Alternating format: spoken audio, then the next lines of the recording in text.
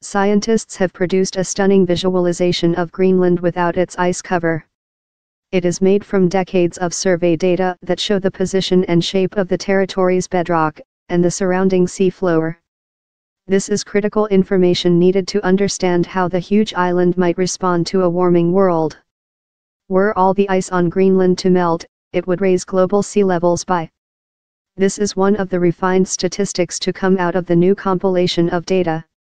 It is a simple calculation. If you know the elevation of the top of the ice sheet and you subtract from that the height of the bedrock, you get a volume, 2.9 million cubic kilometers. It gives us 7 centimeter more of sea level potential, a little bit more than we thought, but not a whole lot more, explained Dr. Matthew Morliam from the University of California at Irvine, U.S.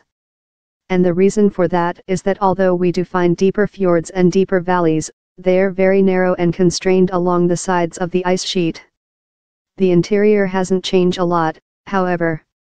For comparison, the Antarctic ice sheet has a volume of 26.5 million cu kilometers. Greenland is currently losing about 260 billion tons of ice to the ocean every year. It sounds a lot, and it is, but no one is expecting an immediate collapse, not for centuries, at least. Nonetheless, some of the answers as to how fast changes may come will be in this map's data. If you're trying to model an ice sheet, the single most important input is ice thickness, said Professor Jonathan Bamber. Why's that? Because velocity is proportional to the fourth power of thickness. So differences in thickness make for huge differences in the velocity of the ice in our models, and to things like thermodynamics, because thick ice is warmer than thin ice, and so on, the Bristol University, UK, glaciologist told Newsbay News. The colorful map is being distributed here at the fall meeting of the American Geophysical Union, AGU, the largest annual gathering of Earth and planetary scientists. It is a dramatic rendering of an initiative called Bed Machine, which has sought to pull together everything we know about what lies under and around the giant ice sheet. Scientists working on this project published a summary of their findings in a paper in Geophysical Research Letters last month, and now the British Antarctic Survey's, BAS, mapping department, at the request of Professor Bamber, has put the data in a visually understandable form. Interesting features to peruse include the channeled terrain feeding the mighty Jacobs Haven Glacier in the west.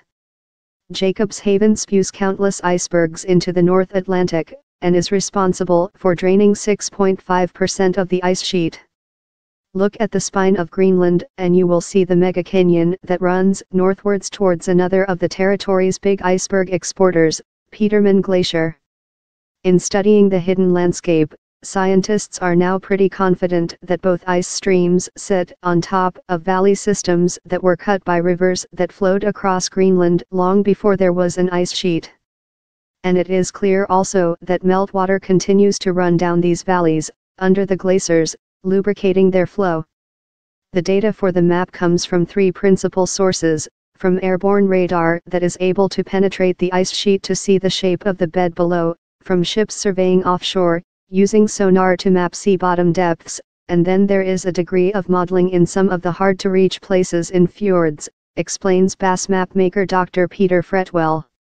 Around the coast it can be very difficult to get radio echo soundings, radar, because the surface is often crevassed and the radio waves won't penetrate through that. So in some fjords and bays, modeling is used, based on the speed of the glaciers. From their speed, you can estimate their thickness, he said. Wherever possible, though, scientists have endeavored to get up the fjords to acquire direct data. This has been the imperative of the US-led OMG, Oceans Melting Greenland, project that is surveying large sections of the coastline. OMG is finding that many of the glaciers terminating in fjords are so thick they are at risk of melting from the intrusion of warm ocean water at depth. Dr. Kelly Hogan, a BAS co-author on the Bed Machine paper, found a similar picture when she joined an expedition to study Petermann. Most of the losses for Petermann Glacier, for sure, about 80%, are the result of warm ocean water getting under the glacier and melting it from below, not from iceberg calving, she said. But if you get increased melting from below, you can get big channels forming on the underside of the floating front of the glacier, and this can lead to thinning and fracturing that then make the glacier potentially more predisposed to breaking up. Professor Bamber cautions, however, that there is a lot of complexity bound up in the new map.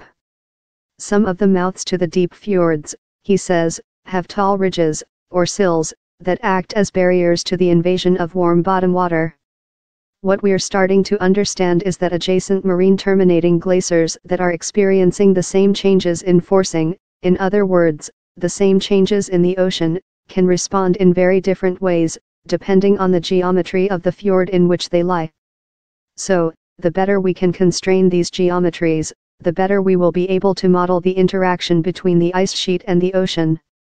At AGU, there are lots of sessions on this interaction. It's kind of the big thing at the moment, the Bristol scientist told Newsbay News. Add and follow me on Twitter, @NewsbayYamos.